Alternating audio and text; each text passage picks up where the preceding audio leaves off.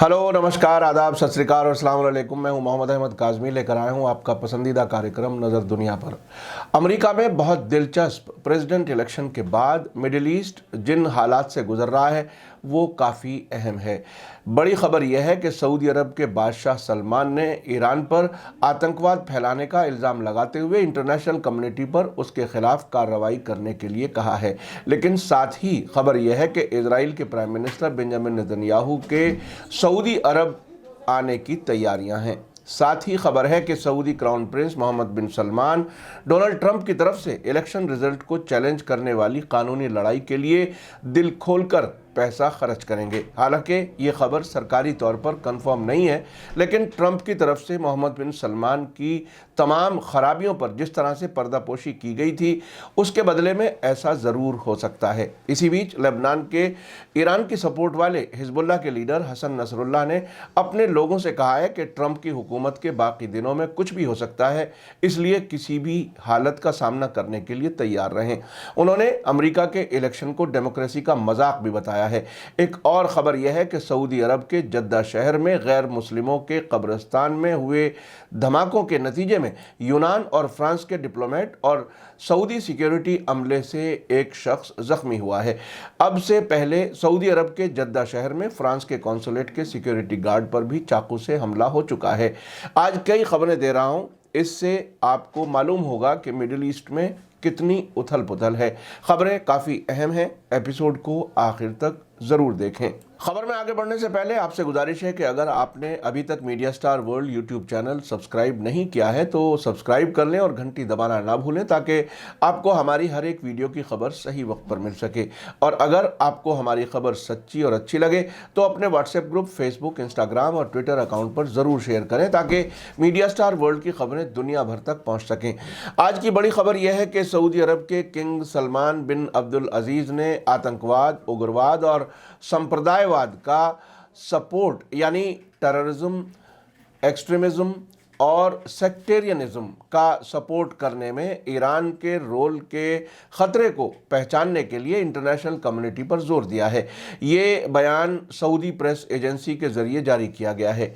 King Salman ने शूरा council के लिए अपनी तकरीर में कहा कि सऊदी हुकूमत ईरानी सरकार के ज़रिए इलाकाई प्रोजेक्ट्स के ख़तरे को कंफर्म करता है और हम अंदरूनी मामलों में उसकी दखल अंदाजी और टेररिज्म, उग्रवाद और संप्रदायवाद के समर्थन को कबूल नहीं करते। बीबीसी ने खबर दी है कि किंग सलमान ने ईरान पर एक बार फिर से हमला बोलते हुए कहा है कि ईरान के खिलाफ इंटरनेशनल कम्युनिटी को कोई ठोस फैसला करना चाहिए। किंग सलमान ने ईरान पर दूसरे मुल्कों में दखल अंदाजी और तबाही वाले हथियार बनाने का इल्ज़ाम भी लगाया है। साथ ही आज दूसरी बड़ी खबर यह है कि अमेरिका की Washington institute for near east policy ने रिपोर्ट दी है कि सऊदी अरब इजराइल के प्राइम मिनिस्टर बेंजामिन नेतन्याहू की मुमकिना सऊदी अरब के सफ़र के लिए बड़े पैमाने पर तैयारियां कर रहा है। इस रिपोर्ट के मुताबिक तेल अवीव और रियाज के बीच सीधे तौर पर कोऑपरेशन और कोऑर्डिनेशन है और अब इसको साबित करने की ज़रूरत भी नहीं है। सऊदी अरब और इजराइल के बीच खुफिया ताल्लुकात का होना 2015 में वेस्ट एशिया के लिए बहुत बड़ी बात थी, लेकिन अब इन दो हुकूमतों के बीच ताल्लुकात के बारे में कोई बात किसी से ढकी छुपी नहीं है, बल्कि अब तो रियाज इजराइल के प्राइम मिनिस्टर नेतन्याहू के दौरे की तैयारियां कर रहा है। रिपोर्ट में कहा गया है कि पिछले कुछ बरसों में तेल अवीव के बारे में रियाज के नज़रिए में साफ फ़र्क देखा जा सकता है। जहां कुछ साल पहले तक सऊदी अरब इजराइल को अपना दुश्मन बताता था, वहीं अब उसे अपना एक मजबूत सहयोगी मानता है। इसी तरह दोनों का मानना है कि उनके इंटरेस्ट और उनके मकसद एक ही हैं। तेल अवीव के एक सीनियर अफसर के मुताबिक दोनों का मानना है कि उनका एक मुश्तरक दुश्मन है जिससे दोनों को खतरा है, और वो है ईरान। वाशिंगटन इंस्टीट्यूट की रिपोर्ट में यह भी बताया गया है कि अमेरिका के प्रेसिडेंशियल इलेक्शन ख़त्म होते ही सऊदी अरब के जिम्मेदारों के जरिए दिए गए बयानों के मुताबिक ये बात सामने आई है कि रियाज इजराइल के प्राइम मिनिस्टर नेतन्याहू के सऊदी अरब दौरे की बड़े पैमाने पर तैयारियां कर रहा है। इस रिपोर्ट में कहा गया है कि नेतन्याहू का दौरा होते ही सऊदी हुकूमत इजराइल के साथ अपने ताल्लुकात नॉर्मल करने का बाकायदा ऐलान कर देगी। इसी के साथ لندن کے رائے الیوم اخبار کے حوالے سے رپورٹ آئی ہے کہ امریکہ کے الیکشن میں ڈونلڈ ٹرمپ کو ملی شرمناک ہار اور جو بائیڈن کو ملی جیت کے ساتھ ختم ہو گئے ہیں، لیکن یہ بات بھی پوری طرح سچ ہے کہ اسرائیل اور عرب ملکوں کے بیچ سرکاری طور پر قائم ہونے والے تعلقات اور سازشی سمجھوتے ٹرمپ کے ہاتھوں انجام پائے ہیں، لیکن اس بات کی امید کی جا رہی ہے کہ یہ سلسلہ بائیڈن کے پریزیڈنٹ ہوتے ہوئے بھی ویسے ہی آگے بڑھتا رہے گا، جبکہ خود سعودی عرب نے بحرین، یونائٹڈ عرب امریٹس اور سوڈان کے ذریعے اسرائیل کے ساتھ تعلقات نارمل کرنے کے اعلان کے بعد یہ اعلان کیا تھا کہ وہ اس بارے میں امریکہ کے الیکشن کے بعد کوئی فیصلہ لے گا۔ اب سب کی نظریں سعودی عرب کی طرف ٹکی ہوئی ہیں کہ وہ مسلمانوں کے قبلہ اول بیت المقدس پر قبضہ کرنے والی اسرائیلی حکومت کے بارے میں اپنے اسٹینڈ کا اعلان کب کرتے ہیں۔ اب سے پہلے موساد کے چیف یوسی میئر کوہن نے ایک امریکی چینل سے بات کرتے ہوئے کہا تھا کہ سعودی عرب امریکہ کے الیکشن کے بعد نئے پریزیڈنٹ کو ایک بڑا تحفہ دے گا جو اسرائیل سے تعلقات نارمل کرنے کے بارے میں اعلان ہوگا۔ اسی بیچ سعودی عرب کے ایک مشہور سماجک کاریہ کرتا مجتہد نے بتایا ہے کہ سعودی عرب کے کراؤن پرنس محمد بن سلمان نے امریکہ کے پریزیڈنٹ الیکشن چناؤ میں دھاندلی ثابت کرنے کے لیے ڈونلڈ ٹرمپ کی قانونی لڑائی کا سارا خرچ اٹھانا قبول کر لیا ہے۔ مجتہد کے نام سے مشہور ٹویٹر اکاؤنٹ سے اس بات کی جانکاری دی گئی ہے۔ انہوں نے کہا ہے کہ دراصل ٹرمپ کسی بھی حالت میں حکومت سے ہٹنے کو تیار نہیں ہے اور الیکشن میں دھاندلی ثابت کرنے کے لیے قانونی لڑائی کی تیاری کر رہے ہیں، جس کے لیے سعودی کراؤن پرنس محمد بن سلمان نے سارے خرچ اٹھانے کا وعدہ کیا ہے۔ آپ کو یاد دلا دوں کہ سعودی لیڈرز نے جو بائیڈن کو دوسرے عرب ملکوں کے مقابلے میں کافی دیر سے مبارکباد دی ہے، جس سے ٹرمپ کی ہار سے انہیں پہنچنے والے جھٹکے کا پتہ چلتا ہے۔ ایکسپرٹس کا کہنا ہے کہ ڈونلڈ ٹرمپ کے جانے سے سعودی عرب اور خاص طور سے کراؤن پرنس محمد بن سلمان کی مشکلیں کافی بڑھ جائیں گی۔ اب سے پہلے خبریں آئی تھیں کہ ٹرمپ کے الیکشن کیمپین کے لیے بھی سعودی عرب اور کچھ دوسرے عرب ملکوں کے لیڈرز نے بہت بڑی رقم مہیا کرائی تھی۔ اسی بیچ خبر ہے کہ سعودی عرب کے بڑے شہر جدہ میں غیر مسلم قبرستان پر حملے میں 4 لوگ زخمی ہو گئے ہیں۔ دھماکہ اس پروگرام میں ہوا جس کو فرانس کی ایمبیسی نے فرسٹ ورلڈ وار کے خاتمے کی سالگرہ کے موقع پر کل کیا تھا۔ لندن کے القدس العربی اخبار نے یونانی سرکار کے ایک افسر کے حوالے سے بتایا ہے کہ یہ حملہ سعودی عرب کے جدہ شہر میں ہوا ہے۔ اپنا نام خفیہ رکھنے کی شرط پر اس افسر نے بتایا کہ جدہ میں غیر مسلم قبرستان میں کئی دھماکے ہوئے ہیں جس سے 4 لوگ زخمی ہو گئے ہیں، جن میں ایک یونانی شہری ہے۔ اس پروگرام میں دنیا کے کئی ملکوں کے نمائندے حصہ لے رہے تھے۔ حملے کے کئی گھنٹوں بعد سعودی عرب کے افسروں نے بتایا کہ حملے میں ایک یونانی شہری اور ایک سعودی سیکیورٹی افسر زخمی ہوا ہے، جبکہ برطانیہ کی سرکار کا کہنا ہے کہ حملے میں ایک برٹش شہری بھی زخمی ہوا ہے۔ سعودی عرب نے ایک بیان جاری کر کے بتایا ہے کہ حملے کی جانچ شروع ہو گئی ہے اور حملے کے وقت کئی ملکوں کے کونسلر موجود تھے۔ سعودی عرب کے ٹی وی چینل نے واقعے کے بعد بتایا کہ پروگرام میں دھماکے ہوئے لیکن اب حالات قابو میں ہیں۔ ابھی تک کسی شخص یا آرگنائزیشن نے حملے کی ذمہ داری قبول نہیں کی ہے اور نہ ہی حملے کی وجہ کا پتہ چل سکا ہے۔ اس موقع پر فرانس، یونان، اٹلی، برطانیہ اور امریکہ کی ایمبیسیز نے ایک مشترکہ بیان جاری کر کے اس حملے کی نکتہ چینی کی ہے۔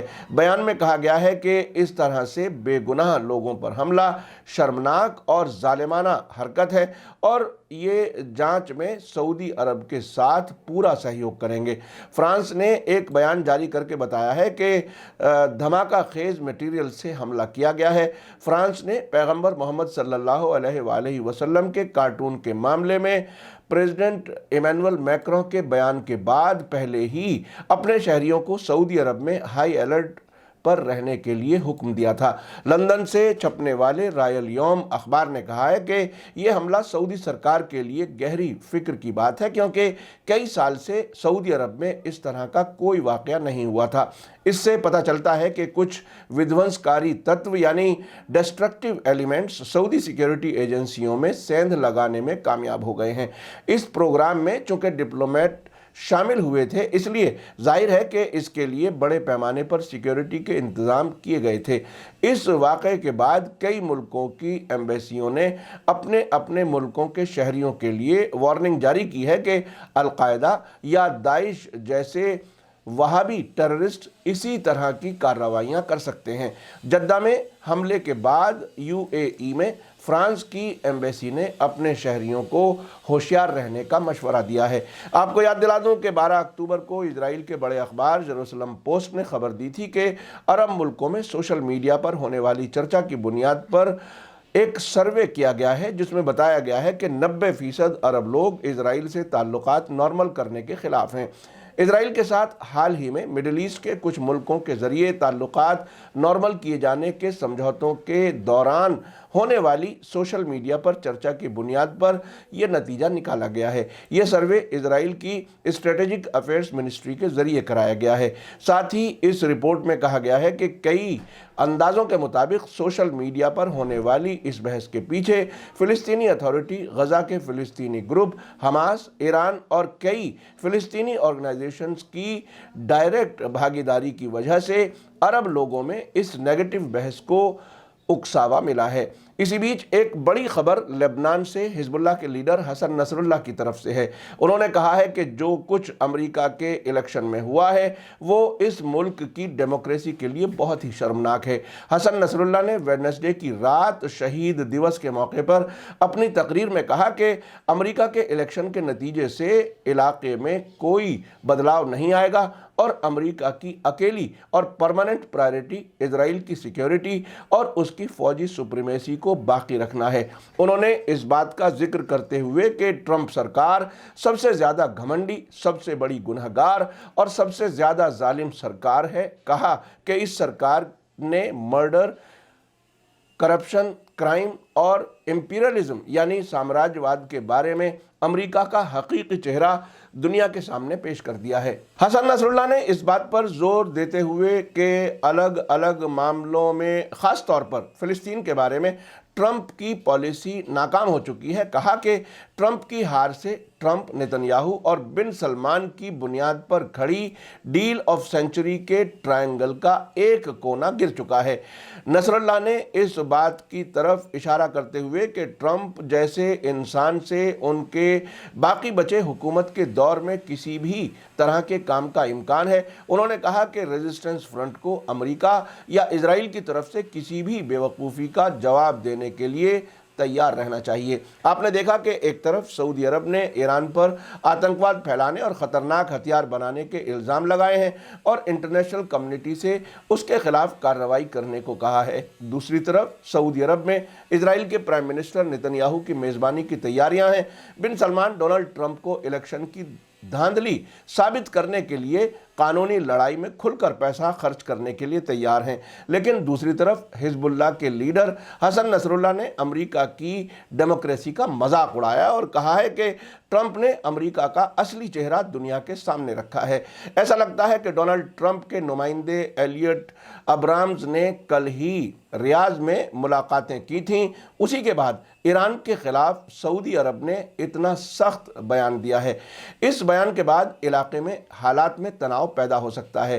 دوسری طرف 2 دن پہلے ہی ایران کے فارن منسٹر جواد ظریف نے ٹویٹ کر کے کہا تھا کہ ایران آپسی فائدے کی بنیاد پر علاقے کے ملکوں کے ساتھ کوآپریشن کے لیے تیار ہے۔ انہوں نے سبھی کو بات چیت کے لیے انوائٹ کیا تھا۔ یہ ٹویٹ انہوں نے عربی زبان میں کیا تھا، لیکن امریکہ نے سعودی عرب سے ایران کے خلاف بیان دلا کر حالات کو خراب کرنے کا پورا انتظام کیا ہے۔ ایران کے فارن منسٹر نے امریکہ کے الیکشن میں ڈونلڈ ٹرمپ کی ہار کی طرف اشارہ کرتے ہوئے لکھا تھا کہ ٹرمپ گئے، ہم اور ہمارے پڑوسی بچے ہوئے ہیں۔ انہوں نے زور دے کر کہا کہ ودیشیوں پر بھروسے سے سیکیورٹی نہیں ملتی، بلکہ اس سے امید بھی ختم ہو جاتی ہے۔ آپ نے دیکھا کہ ٹرمپ کی ہار کے بعد سعودی عرب اور اس جیسے ملکوں میں کتنی بے چینی ہے۔ ٹرمپ اب بھی حالات خراب کرانے کی کوشش میں ہیں۔ ٹرمپ کو اب بھی حکومت میں دیکھنے کے لیے بن سلمان سعودی خزانے کا منہ کھول رہے ہیں۔ ایسا لگتا ہے کہ ٹرمپ اور بن سلمان کی محبت بہت زیادہ नहीं चल सकेगी। जो बाइडेन से बिन सलमान को डर है कि वो कई मामलात पर उनकी क्लास ले सकते हैं। खास तौर से जर्नलिस्ट जमाल खाशोगी के कत्ल के मामले में वो बुरी तरह से फंस सकते हैं अगर सही तरीके से उसकी जांच हो जाए। अब से पहले मीडिया स्टार वर्ल्ड आपको बताता रहा है कि अमेरिका और इजराइल इन अरब मुल्कों में डेमोक्रेसी के खिलाफ इसीलिए हैं ताकि बादशाहों से अपनी मर्जी के फैसले कराए जा सकें, क्योंकि उन्हें मालूम है कि अरब हुक्मरानों और अवाम के बीच राब्ता बहुत ही कमज़ोर है। इसी के साथ मुझे दीजिए इजाज़त। आज का एपिसोड कैसा लगा कमेंट में ज़रूर लिखें। थैंक यू, धन्यवाद, शुक्रिया। जय भारत, जय हिंद।